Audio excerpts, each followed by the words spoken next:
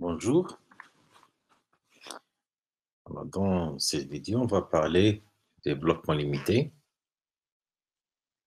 On commence d'abord par les formules Taylor. Il y en a plusieurs. Alors, dans cette vidéo, on va parler de la formule de Taylor-Lagrange et de Taylor-Young. La formule, la formule de Taylor-Lagrange, avec un cas particulier qui est la formule de Maclaurin et puis la formule de Taylor-Young.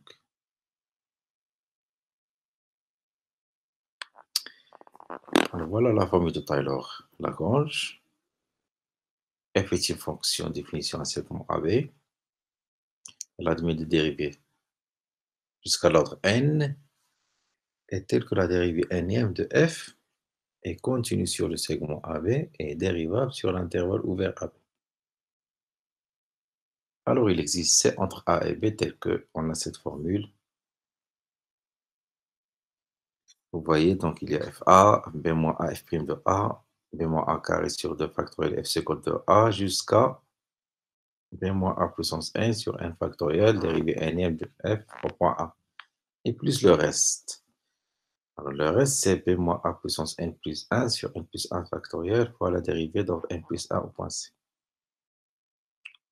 C'est une généralisation de la formule du théorème des accroissements finis. Parce que si on prend n égale à 0, la formule devient f de b égale à f de a plus,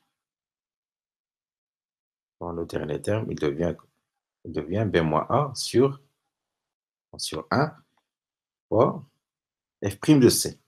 Si je prends n égale à 0. B moins A fois F' de C. Et donc, la formule devient FB égale F de A plus B moins A F' de C. Ça, c'est pour n égale à 0. Avec les conditions, la dérivée de f d'ordre 0, c'est f. Donc, f est continu sur le segment AB et dérivable sur l'intervalle ouvert AB. C'est exactement les conditions dont on a besoin pour le théorème des accroissements finis. Donc, on voit bien que cette formule de Taylor-Lagrange, elle généralise bien le théorème des accroissements finis. Dans l'utilisation, ça c'est les conditions minimales. Dérivée n de f continue sur AB, sur le segment AB, et dérivée sur l'intervalle ouvert AB. Mais en général, en pratique, on a toujours une fonction f qui est n plus 1 fois dérivable sur un intervalle i, et on applique la formule en entre deux points de cet intervalle. D'accord? C'est comme pour le théorème des accroissements finis. Si f est dérivable sur un intervalle i, je peux appliquer la formule de le théorème des accroissements finis entre deux points de l'intervalle i.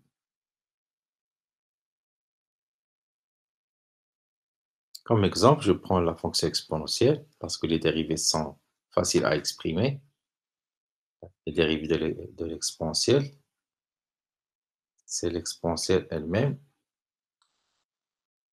Vous voyez ici, exponentielle de x égale, bon, déjà l'exponentielle, elle est dérivable, elle admet des dérivées à tout ordre. Et donc, exponentielle de x égale à exponentielle de a, ça c'est f de a, plus exponentielle de a fois x moins a, ça c'est f' de a fois x moins a, jusqu'à exponentielle de a sur n factoriel fois x moins a puissance n, donc ça c'est f dérivée n de f au point a sur n factoriel fois x moins a puissance n, et le dernier terme c'est le reste de Lagrange, exponentielle de c, ça c'est la dérivée d'ordre n plus 1 de f au point c sur n plus 1 factoriel fois x moins a puissance n plus 1. Et donc, comme je l'ai dit avant, pour n égale à 0, c'est exactement l'énoncé du théorème des accroissements finis. Il existe C tel que f de b égale à fa plus f' de c fois b moins. Maintenant, la forme de Maclaurin, si on prend a égale à 0 et b égale à x, voilà ça. la formule de Maclaurin. Donc, c'est un cas particulier de la formule de Taylor. Et on l'utilise souvent parce que souvent on travaille avec A égale à 0. Donc, il suffit de retenir cette formule. D'accord? Il suffit de retenir cette formule. C'est la plus utilisée. Donc, avec les conditions, f est n plus 1 fois dérivable sur un intervalle i qui contient a, qui contient 0, et x un point quelconque de l'intervalle i. Parce que si je suppose que f est n plus 1 fois dérivable sur l'intervalle i, alors il admet déjà une dérivée n, et cette dérivée n, elle est continue sur le segment AB et dérivable sur l'intervalle ouvert AB. Si je reprends l'exemple de l'exponentielle, voilà, ça donne cette formule. Toutes les dérivées de f au point 0 sont égales à 1. Toutes les dérivées sont égales à 1. Et voilà, donc 1 plus x carré sur 2 factoriel jusqu'à x puissance n sur n factoriel. Et le dernier terme, x puissance n plus 1 sur n plus 1 factoriel pour l'exponentielle de c. Ici, on a pris x positif. Si c entre 0 et x, je peux prendre x négatif, et donc c, elle est entre x et 0.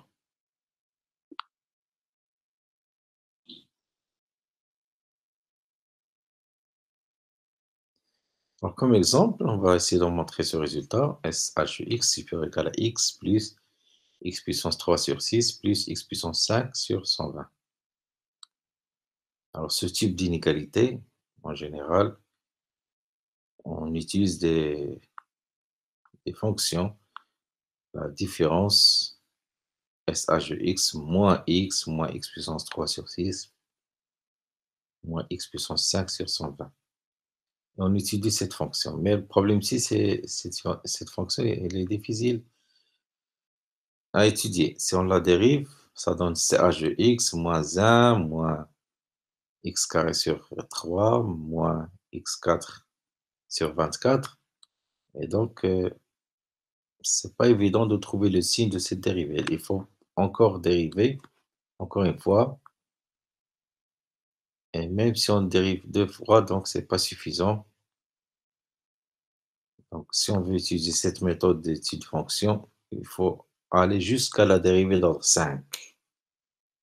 Jusqu'à la dérivée d'ordre 5. Et après, on remonte.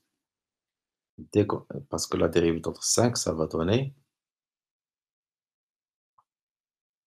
la dérivée d'ordre 5, ça va donner une fonction facile. Et à partir de la dérivée d'ordre 5, on peut déduire le signe de la dérivée d'ordre 4. Et donc, on peut déduire le signe de les variations et après le signe de la dérivée d'ordre 3. Et donc, les variations et après le signe de la dérivée d'ordre 2. Et donc, les variations et le signe de la dérivée d'ordre 1. Et on déduit à la fin le tableau de variation de f. Et on déduit l'inégalité. Donc, normalement, en pratique, il faut éviter ça. Avec la formule de Maclaurin, ça devient très facile. J'utilise la formule de Maclaurin avec n égale à 4 et la fonction f de x égale à sh de x.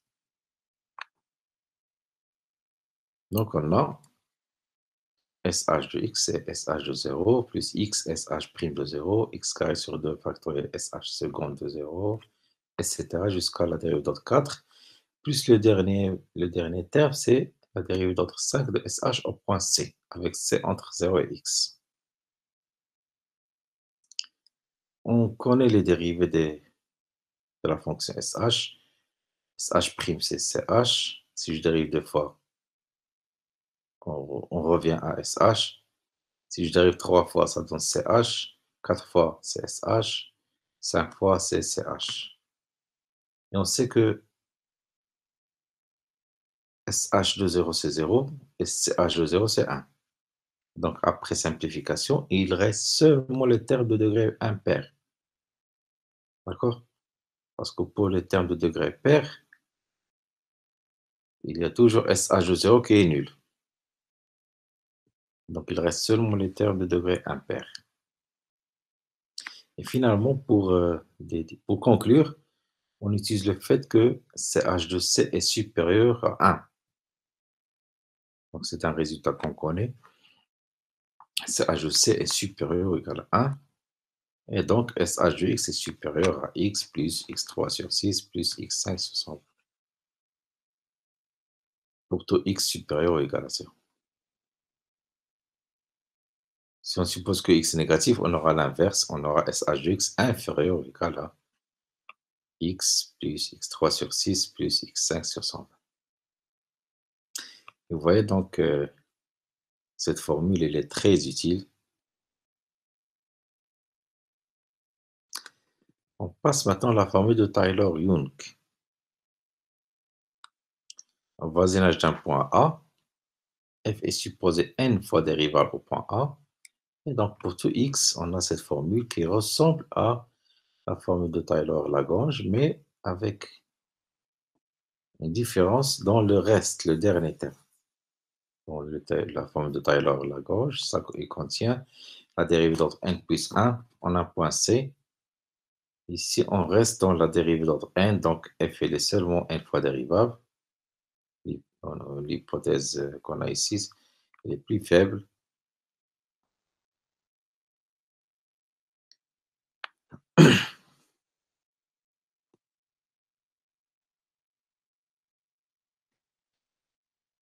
Et voilà, donc si je prends a égale à 0, j'obtiens cette formule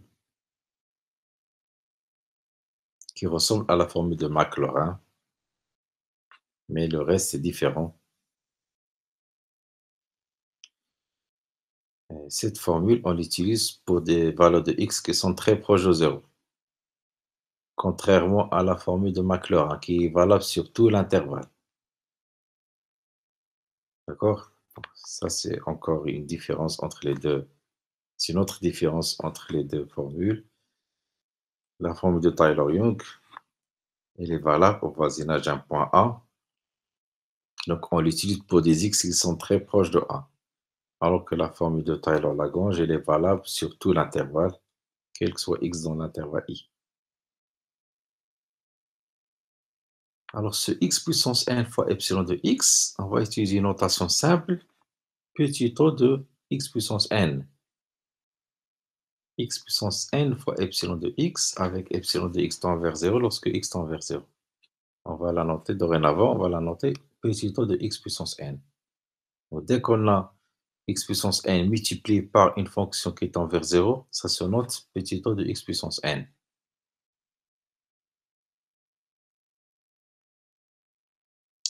Et donc, la formule s'écrit sous cette forme. Et c'est grâce à cette formule qu'on va avoir les développements limités des fonctions usuelles. On passe d'abord, c'est quoi la définition de développement limité? F admet un développement limité en un point, x0 à l'ordre n. Ça veut dire que f, c'est la somme d'un polynôme de degré n plus un terme qui est un petit taux de x moins x0 puissance n. D'accord? Donc f de x égale à 0 plus a1 fois x moins x0 plus a2 fois x moins x0 au carré jusqu'à an fois x moins x0 puissance n. Ça, c'est un polynôme, plus le reste. Le reste, il est de la forme x moins x0 puissance n fois epsilon de x. X moins x0 puissance n fois epsilon de x. C'est pour ça qu'on l'a noté petit o de x moins x0 puissance n. Avec, bien sûr, epsilon de x tend vers 0 lorsque x tend vers x0. Le polynôme dans cette formule s'appelle la partie régulière du développement limité. Alors, en pratique, si on veut un développement limité en un point x0, On pose t égale à x moins x0. Parce que x tend vers x0, t tend vers 0. Et donc, il suffit d'avoir le développement limité au voisinage de 0. De quelle fonction? Parce que f de x devient f de x0 plus t. D'accord? Parce qu'on pose t égale à x moins x0, alors x, c'est x0 plus t. Et donc f de x, c'est f de x0 plus t. Donc c'est une fonction de variable t, qu'on note par exemple g de t. Il suffit de chercher le développement limité de cette fonction au voisinage de 0, alors n, et on se ramène après au voisinage de x0. Donc on verra ça dans les exemples.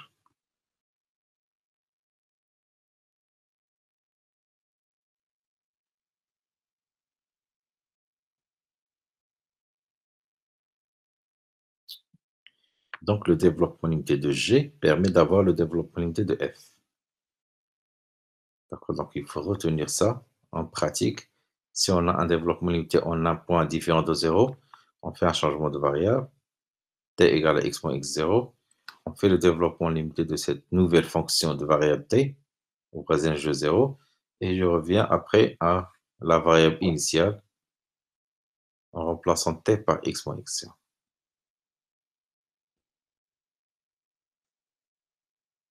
Et donc, pour simplifier, dans la suite, on va considérer que des développements au voisinage de 0.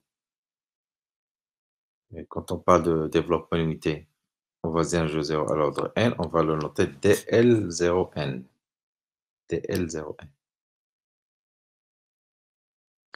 Le théorème de Taylor-Young permet de dire que si f est n fois dérivable en un point, alors il admet un développement limité en ce point. Et donc ce développement limité, un développement limité est toujours unique. C'est-à-dire on fait, si on cherche un développement limité avec plusieurs méthodes, il faut trouver le même résultat. D'accord? Il faut trouver le même résultat. Il est unique le développement limité. Et voilà les développements des fonctions usuelles. Alors, les formules, elles sont données par la formule de Taylor-Young. Et voilà, maintenant le rôle du théorème de Taylor-Young est terminé. On n'utilisera plus le théorème de Taylor-Young. Il sert à trouver ces résultats, ces développements limités. Et après, on va travailler avec ces formules directement sans passer par la formule de Taylor-Young. Alors, c'est facile de retenir le développement de l'exponentielle de x. 1 plus x sur 1 factoriel plus x carré sur 2 factoriel jusqu'à n'importe quel autre x puissance n sur n factoriel. Et pour les fonctions cosinus et sinus, regardez bien, il y a presque les mêmes termes dans le développement de l'exponentielle. Le cosinus il contient les termes de degré pair, alors que le sinus contient les termes de degré impair. Et en plus, il y a une alternance de signes. Plus, moins, plus, moins, plus, moins. Jusqu'à ce qu'on atteigne l'ordre qu'on veut. Donc, c'est valable pour n'importe quel ordre. On verra après que ces formules, on peut les retenir facilement en faisant beaucoup d'exemples. Après, ça devient automatique. Pour les fonctions hyperboliques, c'est h et sh. C'est presque les mêmes formules, mais il n'y a pas de signe moins, il n'y a que des signes plus. Voilà, c'est h et sh, plus, plus, plus. Donc, ça ressemble aux formules de cosinus et sinus, mais il faut mettre des plus partout. Notre développement limité, 1 sur 1 moins x, c'est le développement le plus facile. Tous les coefficients sont égaux à 1. Les coefficients de x, x carré jusqu'à x puissance n sont tous égaux à 1. Donc, c'est 1 plus x carré jusqu'à x puissance n. Et donc, pour avoir le développement de 1 sur 1 plus x, il suffit de remplacer x par moins x. Vous voyez, donc, c'est pas la peine de retenir toutes les formules. Par exemple, 1 sur 1 moins x, ça permet de déduire d'autres d'autres exemples, 1 sur 1 plus x. Et en intégrant, on obtient le développement de ln de 1 plus x, parce qu'on sait que ln de 1 plus x, c'est une primitive de 1 sur 1 plus x. Primitive, donc 1, ça donne x, moins x, ça donne moins x carré sur 2, x carré, ça donne x puissance 3 sur 3, etc. Bien sûr, quand on primitive une fonction, on ajoute une constante, d'accord, qui est égale à f de 0. Ici, ln de 1 plus x, pour x égale à 0, c'est 0. Et donc, la constante, c'est 0. En général, quand on intègre, on ajoute une constante c. Et pour avoir la valeur de c, je prends x égale à 0. Donc, cette constante c, c'est exactement f de 0.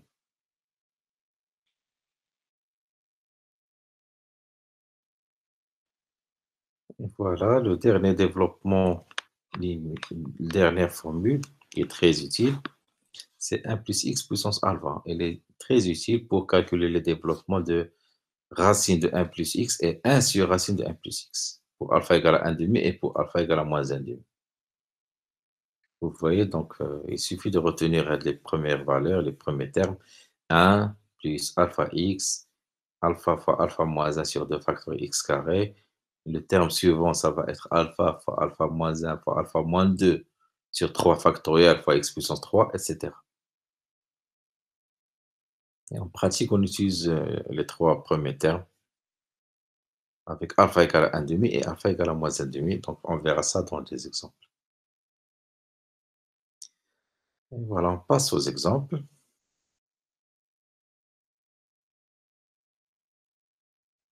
Développement limité au voisinage de 0 à l'ordre 2 de cette fonction h de x égale à 1 plus x puissance 1 demi plus sinus x. C'est la somme de deux fonctions. Il suffit de faire le développement de chaque fonction et faire la somme. Donc c'est simple. Mais on peut oublier la formule de Taylor-Young parce qu'on l'a énoncé seulement pour dire que grâce à cette formule, on obtient les développements usuels qu'on a vus. Et après, on utilise directement les développements usuels. Alors que la formule de Taylor, Lagrange et Maclaurin, les formules, normalement, on les utilise pour démontrer certaines inégalités. Ce n'est pas pour les développements limités. Donc, c'est une chose importante à connaître. Lorsqu'on a une question qui demande de démontrer une inégalité, d'accord? Comme l'exemple qu'on a vu, SH de x est supérieur ou égal à x plus x puissance 3 sur 6 plus x puissance 5 sur 120. On utilise la formule de Taylor-Lagrange ou bien son cas particulier qui est la formule de Maclaurin pour a égale à 0. Donc ça, c'est valable pour démontrer certaines inégalités. Et pour les développements limités, il faut utiliser les formules directement, les formules de développement usuelles. Alors, dans cet exemple, 1 plus x puissance 1 demi et sinus x. Pour 1 plus x puissance 1 demi, c'est quoi son développement? Il faut revenir au développement de 1 plus x puissance alpha et prendre alpha égale à 1 demi. Et pour le sinus, on a vu son développement, c'est x moins x puissance 3 sur 6 plus x puissance 5 sur 120 moins plus, etc. Ici, on veut l'ordre 2. Donc, il ne faut pas prendre les termes qui ont des degrés strictement supérieurs à 2. Et dans le développement de la fonction sinus, on voit bien que le seul terme de degré inférieur ou égal à 2, c'est x. Les autres, le degré dépasse 2. Donc, je prends seulement le x plus petit o de x. Alors, pour le développement de 1 plus x puissance 1 demi, on a le développement de 1 plus x puissance alpha jusqu'à l'ordre 2. Ça, voilà, cette formule 1 plus x puissance alpha, je prends jusqu'à l'ordre 2. Donc, les trois premiers termes, 1 et alpha x et alpha fois alpha moins 1 sur 2 fois x carré. Après, je prends alpha égale à 1 demi. Et voilà le développement de 1 plus x puissance 1 demi. Maintenant, pour le sinus, je prends seulement le x, le premier terme, x plus petit o de x carré.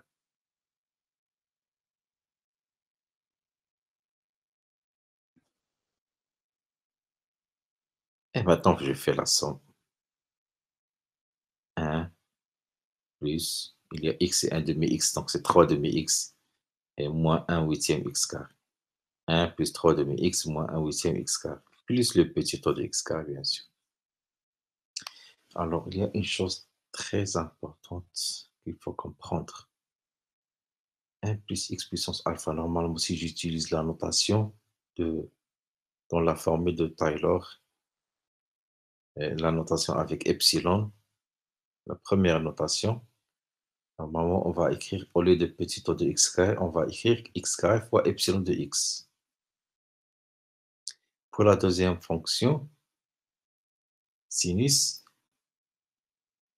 au lieu de petit o de x carré, on va écrire x carré fois epsilon de x. Mais ce n'est pas la même fonction. Pour la première fonction, epsilon de x, pour la deuxième fonction, il faut changer de notation.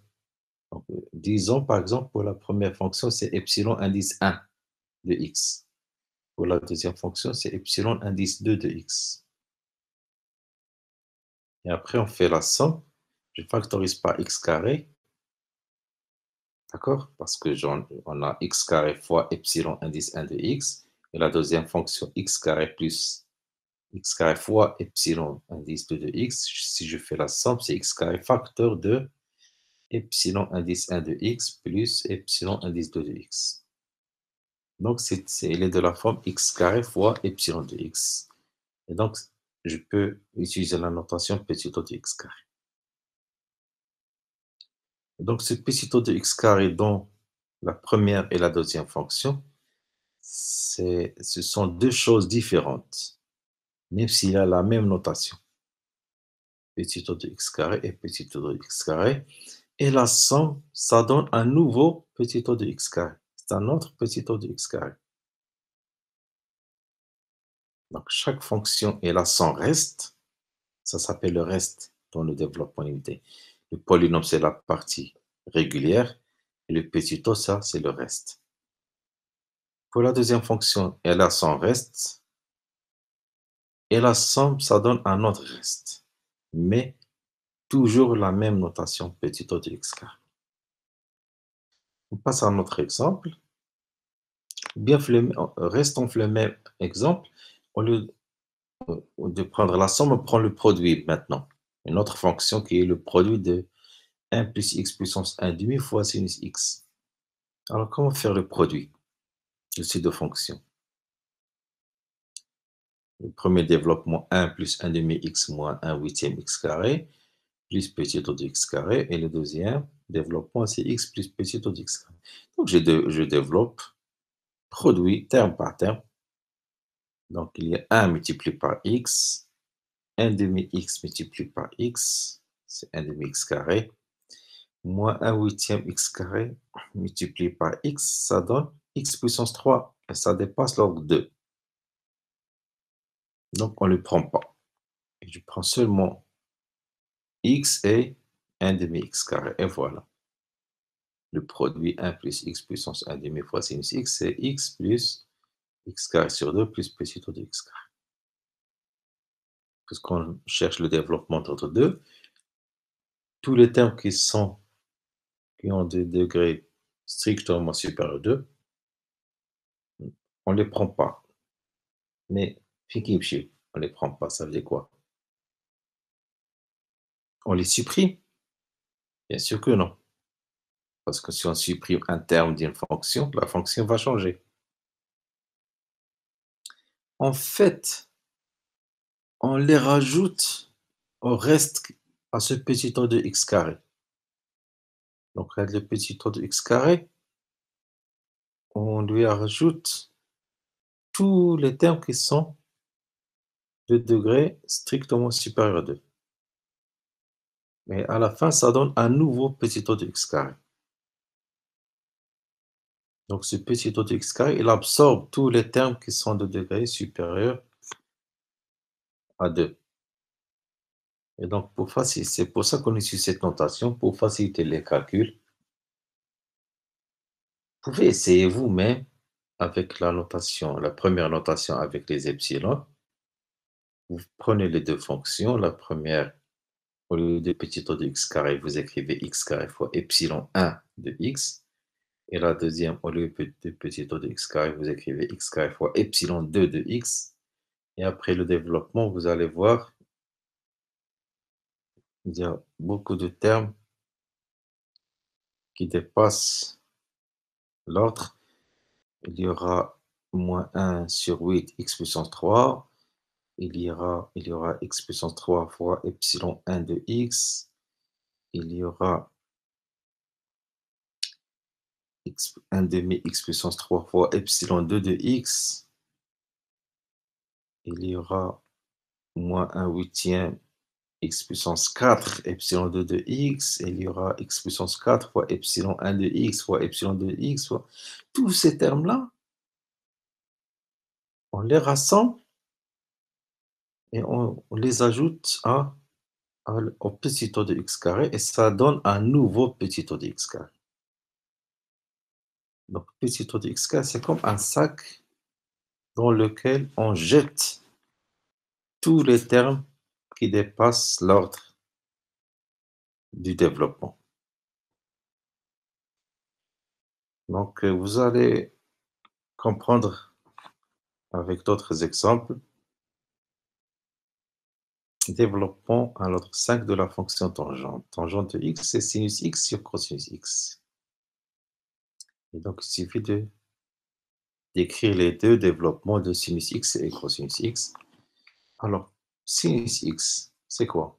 Il contient x moins x puissance 3 sur 6, 3 factoriel égale 6, plus x puissance 5 sur 5 factoriel sur 120.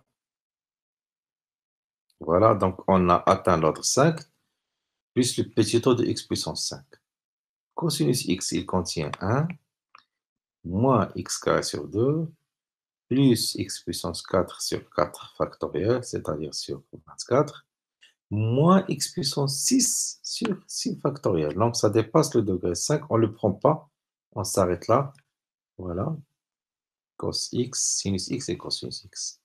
Vous voyez donc cosinus x, parce qu'après x puissance 4, il y a x puissance 6. On ne le prend pas, donc on s'arrête à x puissance 4.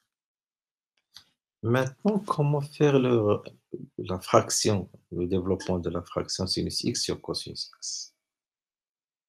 Eh bien, il suffit d'utiliser la division suivant les puissances croissantes.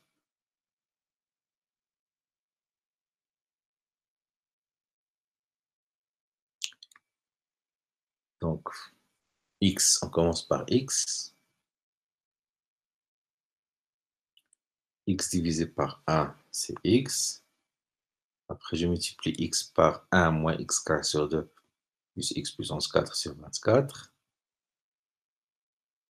Et je fais la différence. Et je recommence l'opération. Ça, c'est la première étape.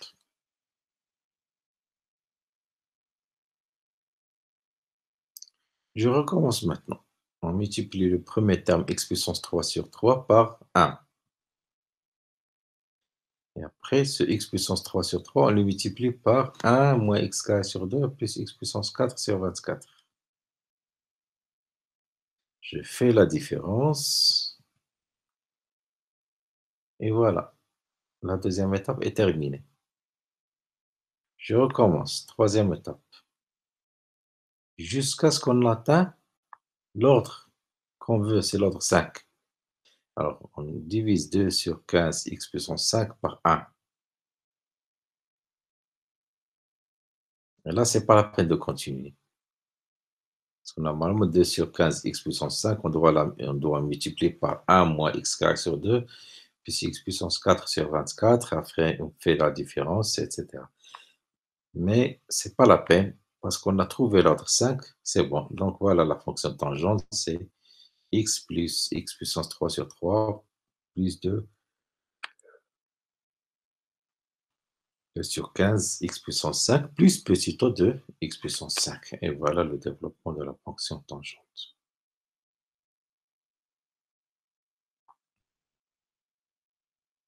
Un autre exemple, un petit x égale l'exponentielle de sinus x. Ça, c'est composé de deux fonctions. Développement à l'ordre 3. Donc, on écrit les deux développements de sinus de x et l'exponentielle de u. C'est parce que on va faire le composé, donc il vaut mieux ne pas prendre la même variable pour ne pas se tromper. Sinus x à l'ordre 3, c'est x moins x3 sur 6 plus petit o de x3. Exponentielle de u, c'est 1 plus u carré sur 2 plus u puissance 3 sur 6 plus petit o de u puissance 3. Et maintenant, on va remplacer u par sinus x. Donc, dans le développement de l'exponentielle de u, on va remplacer u par sinus x, c'est-à-dire par x moins x puissance 3 sur 6 plus petit o de x puissance 3. Et là, il y a une astuce. Je prends seulement la partie régulière de sinus. X moins x puissance 3 sur 6 à la place de u. D'accord? Donc, j'en place u par x moins x puissance 3 sur 6. Et je laisse le petit o de x puissance 3 à la fin.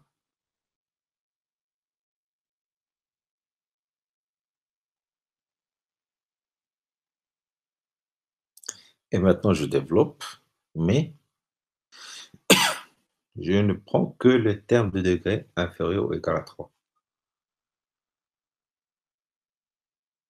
Par exemple, dans x moins x puissance 3 sur 6 au carré, je prends seulement x carré. Parce que moins 2a carré, moins 2ab plus b carré. A carré, c'est x carré. Moins 2ab, ça va donner x puissance 4. Et b carré, ça va donner x puissance 6. Donc, je prends seulement x carré. Avec le 1 demi, bien sûr. 1 demi fois x carré. Et l'autre terme, on prend 1 sixième fois x puissance 3.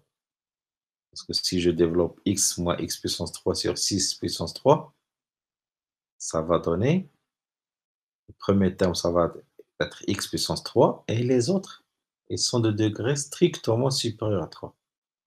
Donc, je prends 1 sur 6, x puissance 3.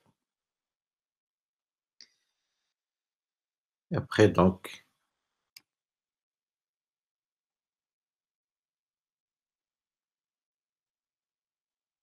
il y a 1 plus x moins x puissance 3 sur 6, plus 1 demi x carré, plus 1 sur 6 x puissance 3. Donc, il y a le 1 sur 6 x puissance 3 qui disparaît. On simplifie. Il reste à la fin 1 plus x carré sur 2 plus petit o de x puissance 3.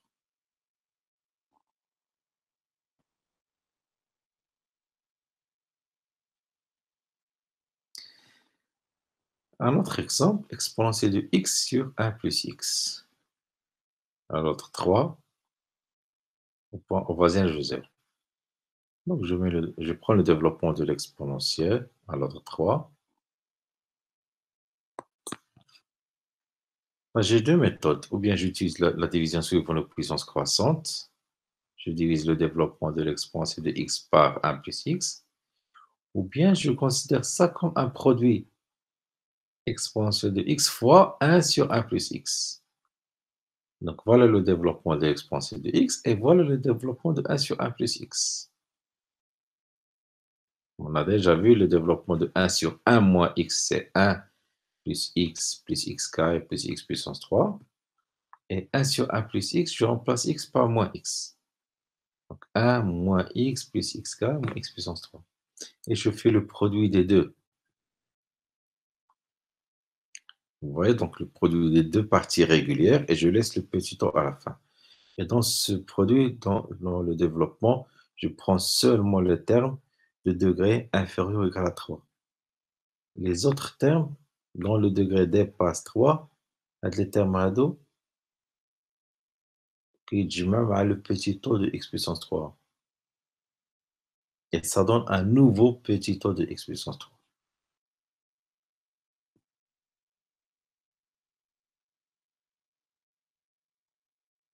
Donc il ne faut pas être gêné par ce petit taux. Non, on on fait les calculs toujours sur les parties régulières et les termes qui dépassent l'autre, on ne les prend pas. Et à la fin, on ajoute le petit taux de x puissance n. Donc c'est très simple comme règle. Et voilà, après simplification de calcul, on obtient ce résultat.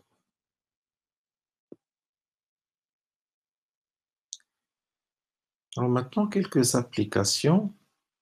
Ou bien avant de voir les applications de développement unitaire, on va voir l'autre méthode, division suivant les puissances croissantes. Je prends la partie régulière de l'exponentielle de x et je la divise par 1 plus x. Voilà, donc la partie régulière, 1 plus x carré sur 2 plus x puissance 3 sur 6. On la divise par 1 plus x. Vous connaissez bien sûr la division suivant les puissances croissantes. On prend le premier terme. Avec le premier terme, je divise 1 par 1, ça donne 1. Je multiplie 1 par 1 plus x. Je fais la différence et je recommence. Je prends le premier terme, x carré sur 2, je le divise par le premier terme, le 1. X carré sur 2 par 1. Ça donne x carré sur 2. Je multiplie maintenant x carré sur 2 par 1 plus x. J'obtiens ça. Je fais la différence. Je recommence. Je divise moins x puissance 3 sur 3 par 1. D'accord? Ça donne moins x puissance 3 sur 3. Et c'est pas la peine de continuer. L'ordre, il est atteint, l'ordre 3. Donc, c'est pas la peine de continuer. Et voilà, c'est 1 plus x carré sur 2 moins x puissance 3 sur 3. C'est exactement le développement qu'on a trouvé en utilisant le produit de l'exponentielle de x avec 1 sur 1 plus x. Et c'est à vous de choisir la méthode la plus simple.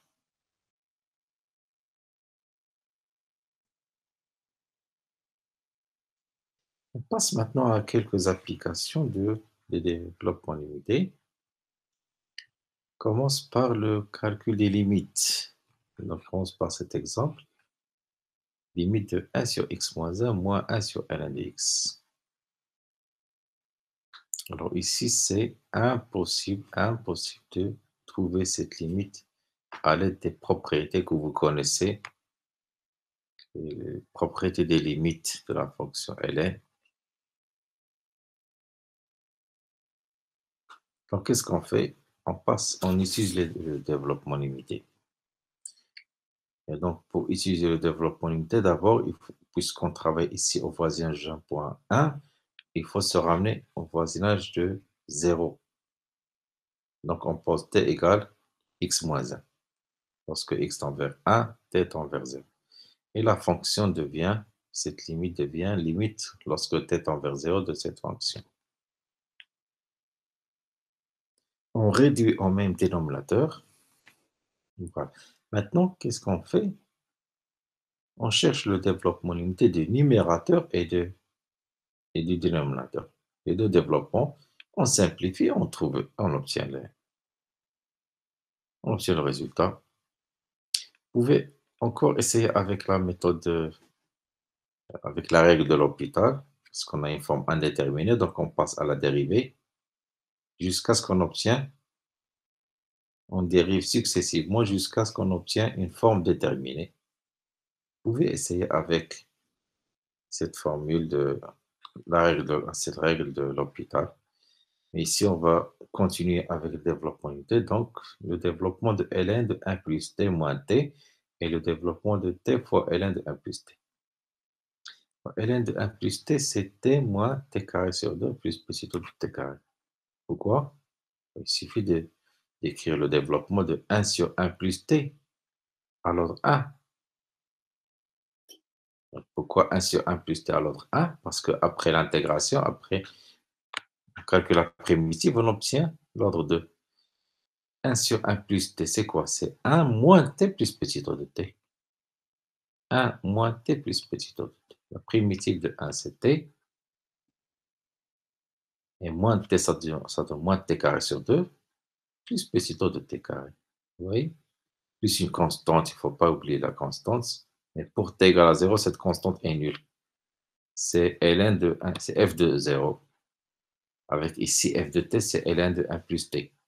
F de 0, c'est ln de 1, c'est 0. Donc, on n'ajoute rien. Ici, la constante, elle est nulle.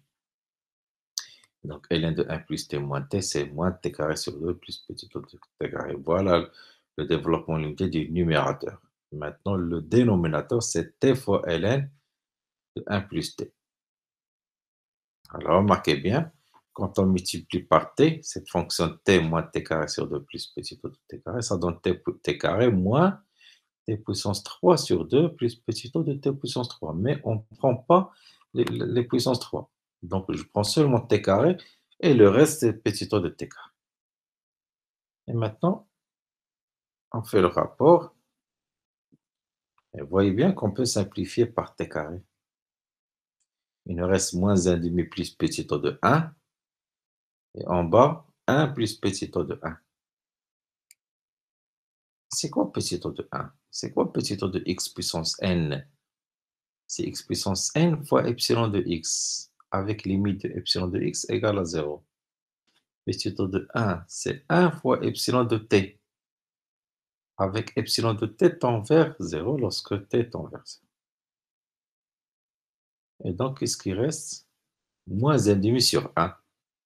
Donc, c'est moins 1 demi. Et voilà. Vous voyez la force de cette méthode de développement limité.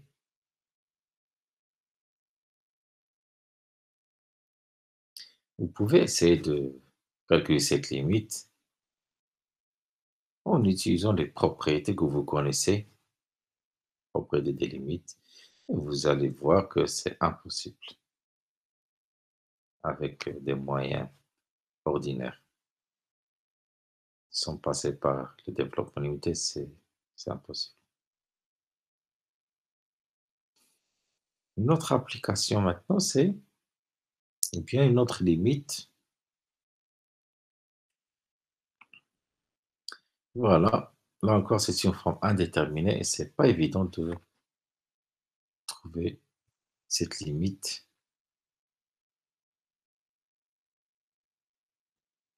Peut-être avec la règle de l'hôpital. Je pense que ça va donner le résultat.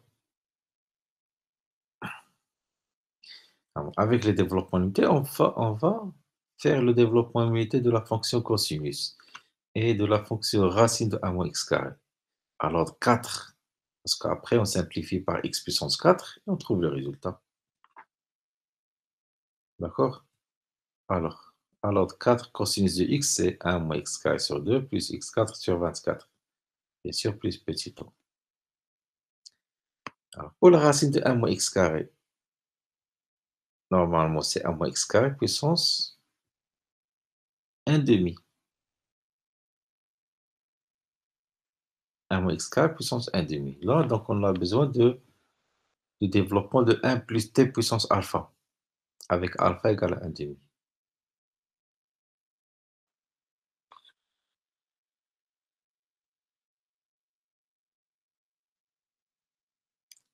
Donc si je prends alpha égale à 1 demi, et j'emplace x par moins x carré. Vous voyez, on a ici 1 moins x carré puissance 1 demi. Je prends alpha égale à 1 demi et j'emplace x par moins x carré. Qu'est-ce qu'on peut remarquer? Si j'emplace x par moins x carré, on atteint l'ordre 4 dès le troisième terme. Dès le troisième terme, alpha fois alpha moins 1 sur 2 factoriel fois x carré. Si j'emplace x par moins x carré, ça devient x puissance 4. Et donc, c'est pas la peine de prendre les autres termes. C'est pas la peine. Et donc, le développement de 1 plus x puissance alpha ici, c'est suffisant de prendre le développement à l'ordre 2. Et en remplaçant x par moins x carré, ça devient un développement à l'ordre 4. C'est juste pour économiser de l'énergie. C'est pas la peine d'écrire le développement de 1 plus x puissance alpha jusqu'à l'ordre 4. Et après, on va se rendre compte que lorsqu'on remplace x par moins x carré, il y a des termes qui ne servent à rien. Donc, c'est pas la peine de les prendre au départ. On s'arrête ici à l'ordre 2 et je remplace x par moins x carré et ça donne l'ordre 4. Et voilà, donc je prends le développement de 1 plus x puissance alpha à l'ordre 2 seulement. Je remplace alpha par 1 demi, voilà. Et maintenant, je remplace x par moins x carré. Et voilà, ça donne l'ordre 4, vous voyez? Donc, le développement de 1 plus x puissance alpha à l'ordre 2. Et après, on obtient le développement de 1 moins x carré puissance 1 demi à l'ordre 4. Qu'est-ce qui reste maintenant? Je fais la différence entre cosinus x et 1 moins x carré et la racine de 1 moins x carré. Qu'est-ce qui reste après simplification? Il reste x puissance 4 sur 6, plus petit taux de x puissance 4. Et maintenant, je divise par x puissance 4. Il me reste 1 sur 6 plus petit taux de 1. Petit taux de 1, ça tend vers 0. On a déjà vu pourquoi. Donc, c'est 1 sur 6 la limite qu'on cherche. Et voilà. On a simplifié par x puissance 4. Après, on passe à la limite. Ça donne 1 sur 6. Alors maintenant, on passe à la deuxième application qui est la recherche de tangente. Comment avoir la tangente? Vous connaissez l'équation de la tangente, y égale à f' de a fois x moins a plus f de a. Donc, ça nécessite le calcul de f' de a. Et après, pour avoir la position de la courbe par rapport à la tangente, il faut faire la différence entre fx et y. Il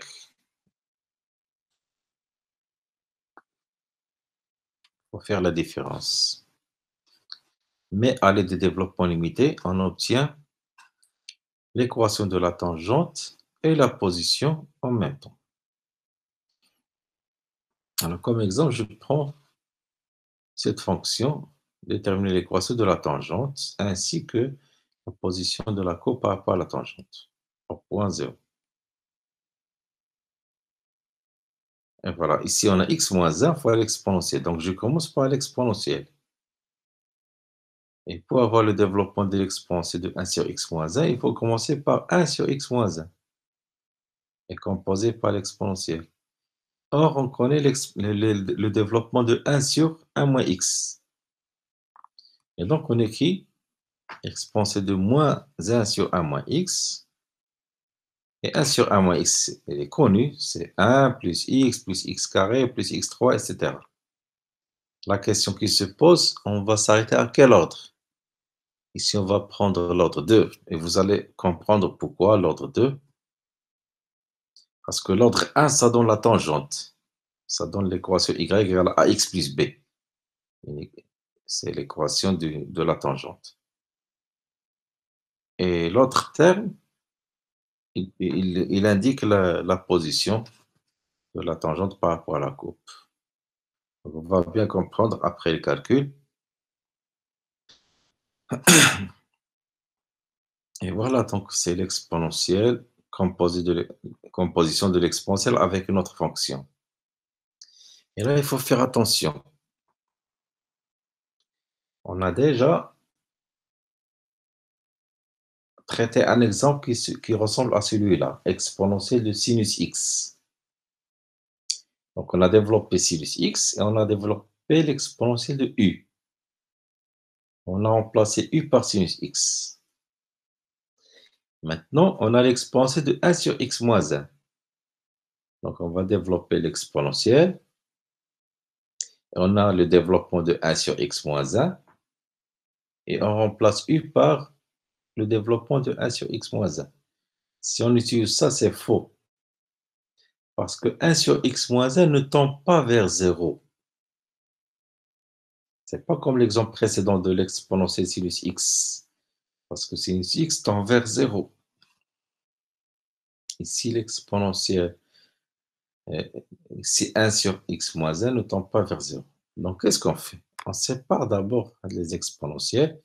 L'exponentielle de moins 1 et l'exponentielle de moins x carré plus petit o de x carré. Et maintenant, puisque moins x carré plus petit o de x carré tend vers 0, là, je peux faire le développement de l'exponentielle de u et après remplacer u par moins x carré plus petit o de x carré. Donc, voilà le développement de l'exponentielle de t. C'est 1 plus t carré sur 2 plus petit o de t carré. Ça, c'est lorsque t, quand on dit voisinage de 0, ça veut dire lorsque t tend vers 0. Et puis, je peux remplacer t par moins x carré plus petit o de x carré parce que ça tend vers 0. Vous voyez pourquoi on a séparé les exponentielles? Si on avait gardé le moins 1, donc ça va ça va donner ça va être un problème. Moins 1, moins x carré, ça ne tend pas vers 0, ça tend vers moins 1. Donc, ça serait faux, bien sûr, si on remplace t par moins 1 moins x carré. Donc maintenant, je remplace t par moins x carré plus petit o de x carré. Et normalement, on laisse le petit o après, on remplace seulement par la partie régulière. Je remplace t par moins x carré. Et voilà, et je laisse le petit o à la fin. Qu'est-ce qui reste maintenant? On développe les calculs. Et pour le carré, je prends seulement les termes de degré 2. Quand je développe moins x carré le tout au carré. Et voilà, donc f de x, c'est l'exponentielle de moins 1 fois tous les développements. Et après les calculs, on obtient ça. Vous voyez bien l'équation de la tangente, c'est y égale à 1 sur e moins x sur e. C'est la partie qui est de la forme ax plus b. C'est la tangente. Et l'autre terme, c'est pour ça qu'on a pris le développement à l'autre 2, c'est l'autre terme qui précise le signe de f de x moins y. F de x moins y, ça donne moins 1 sur 2e x carré qui est négatif. Et donc f, la courbe de f, elle est en dessous de la tangente ou bien la tangente est au-dessus de la courbe. Ah, pardon, donc il faut d'abord multiplier par x moins 1. On n'a pas encore terminé le développement de f. On multiplie par x moins 1. Et on développe x fois et moins 1 fois. On développe et on prend seulement les termes de degré inférieur ou égal à 2. Et maintenant, la tangente, c'est y égale à moins 1 sur e plus 2x sur e. Ça, c'est la tangente. Moins 1 sur e plus 2x sur e. Et l'autre terme qui est négatif, ça indique que la courbe de f est en dessous de la tangente, c'est-à-dire la tangente est au-dessus de la courbe. Voilà l'équation.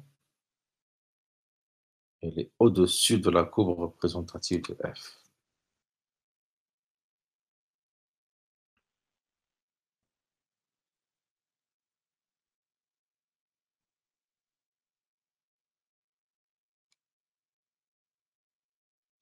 Un autre exemple maintenant, une autre application.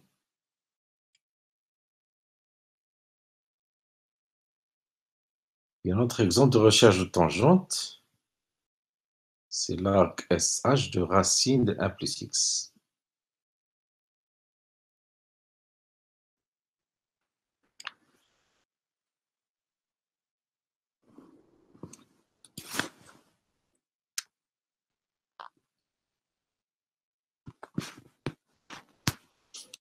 Donc, fait le même travail, l'équation de la tangente et la position. Donc, on va faire le même travail, mais le problème ici, on ne connaît pas le développement de l'arc SH. Quand on ne connaît pas le développement d'une fonction, il ne figure pas parmi les fonctions usuelles qu'on a déjà vues. Qu'est-ce qu'on fait? Je dérive d'abord la fonction, je détermine son développement, et après on intègre pour trouver le développement de f. Donc, voilà, je calcule f' d'abord. L'arc SH de racine de 1 plus x. Développement du composé. Je gère en f. Donc, je dérive racine de 1 plus x. Et la dérivée de l'arc SH de t, c'est quoi? C'est 1 sur racine de 1 plus t carré. L'arc SH de t, la dérivée, c'est 1 sur racine de 1 plus t carré. Donc ici, on a 1 sur racine de 1 plus t carré. Avec t, il y a racine de 1 plus x. Et le développement de racine de 1 plus x, 1 sur 2 racine de 1 plus x, fois 1 sur racine de 2 plus x, 1 sur 2 racine de 2 plus 3x plus x, j'ai développé.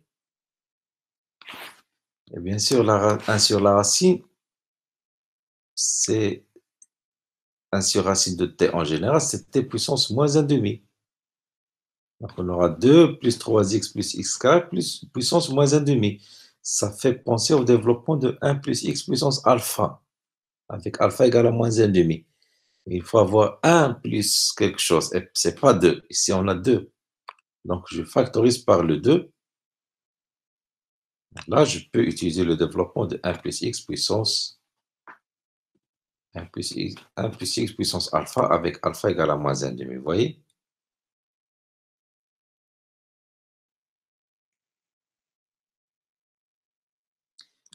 Pourquoi il suffit de faire le développement à l'ordre 1? Parce que normalement, on cherche le développement de f à l'ordre 2. Parce que pour avoir la tangente et la position, il faut aller jusqu'à l'ordre 2. L'ordre 1, ça donne l'équation de la tangente. Et l'ordre 2, ça donne la position, le signe de la différence. Et parfois, il faut aller à l'ordre 3. Lorsque l'ordre 2, le coefficient de l'ordre 2 est nul. Lorsque le développement ne contient pas le x carré. Il faut passer à x3.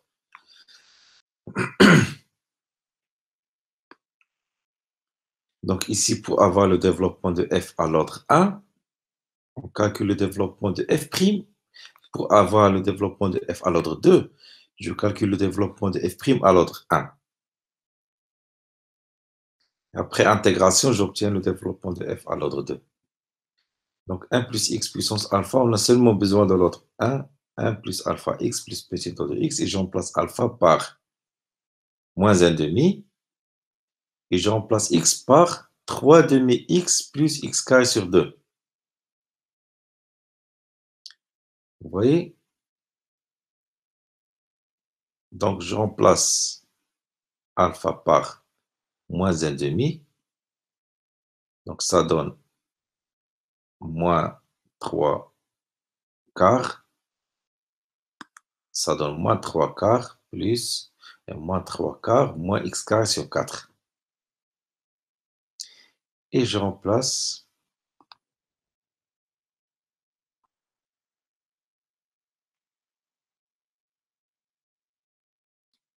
donc 1 plus x puissance moins 1 demi, c'est 1 moins 1 demi x plus petit ordre de x. Et je remplace x par 3 demi x plus x carré sur 2. Et je prends seulement l'ordre 1. Je ne prends pas l'ordre 2. Et voilà, j'obtiens le résultat pour f'. Maintenant, j'intègre. Je développe encore f' de x. Et après, j'intègre, je fais la primitive et j'ajoute une constante qui est égale à f de 0.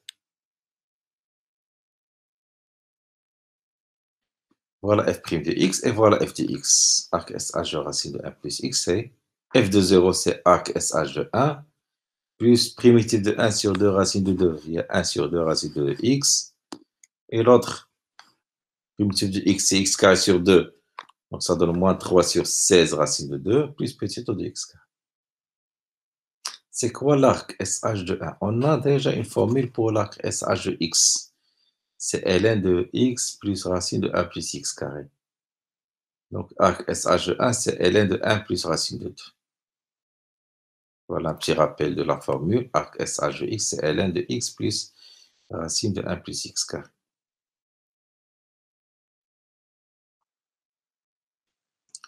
Et donc, c'est quoi la tangente?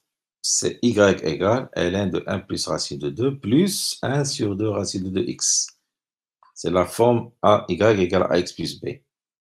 Le reste, le terme de degré 2, il est négatif, moins 3 sur 16 racine de 2. Donc la courbe de f est en dessous de la tangente. Bien, la tangente est au-dessus de la courbe.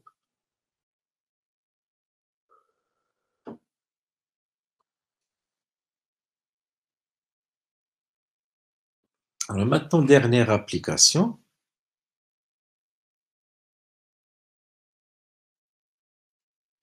C'est la recherche des asymptotes.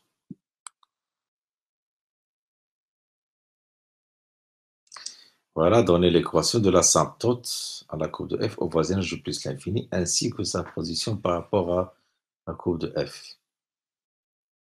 Donc, on va faire un développement au voisinage de plus l'infini. Donc, il faut toujours, au développement limité, il faut toujours se ramener au voisinage de 0. Lorsqu'on a un point x0, on pose t égale à x moins x0. Au voisinage de l'infini, on pose t égale à 1 sur x, toujours. Donc voilà f de x. D'abord, on simplifie f de x.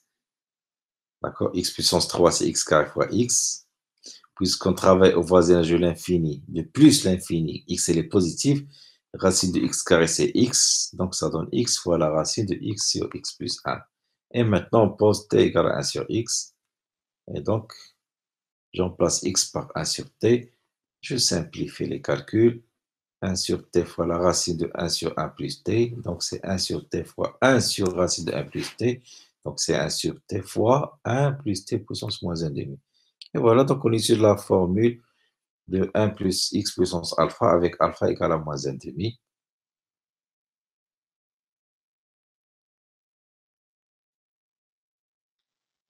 Oui, bien sûr, il suffit de revenir à la formule de 1 plus x puissance alpha, ou bien essayer de la retenir.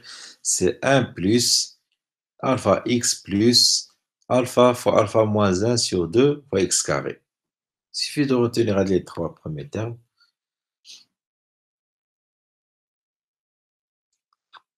Je développe. Maintenant, je reviens à la forme initiale avec la variable initiale x. Et voilà f de x. Où est la tangente? Où est l'asymptote, pardon? L'asymptote, c'est y égale à x plus b. Donc, c'est y égale à x moins 1 demi. Pour avoir la position, je fais la différence entre f de x et l'asymptote.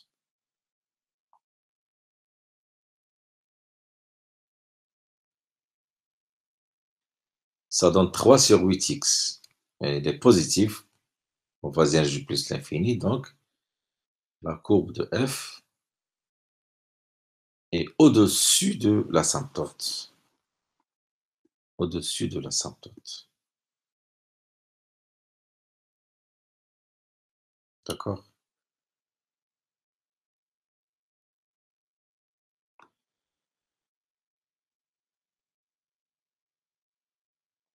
Et voilà, maintenant, il suffit de voir d'autres exemples pour bien maîtriser cette notion de développement limité. Application.